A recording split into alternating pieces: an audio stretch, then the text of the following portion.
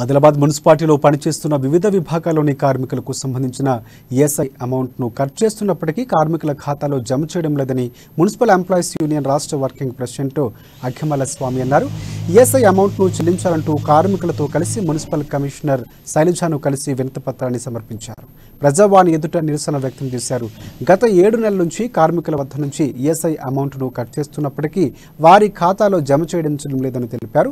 ఆర్థిక ఇబ్బందులతో కార్మికులు సతమతమవుతున్నారని ఆవేదన వ్యక్తం చేశారు. 2-3 రోజుల్లో ఈఎస్ఐ అమౌంట్ను కార్మికుల ఖాతాలో జమ చేయని పక్షంలో మున్సిపల్లోని అన్ని విభాగాల కార్మికులతో కలిసి మెరుపు సమ్మెకు దిగుతామని కూడా హెచ్చరించారు. ఘోరంగా ఉంది. ఆ ఈఎస్ఐ కార్డు మాకుంటే హాస్పిటల్లో, ప్రైవేట్ హాస్పిటల్లో కానీ గవర్నమెంట్ హాస్పిటల్లో కానీ ఈఎస్ఐ హాస్పిటల్లో కానీ మాకు పనిచేస్తుంది. కానీ ఇంతవరకు 5 సంవత్సరాల నుంచి డబ్బులు కట్ చేస్తున్నారు కానీ మాకు మా అకౌంట్లో అయితే వస్తలేవు. అవి ఏం చేస్తున్నారు అనేది ఏం లేదు.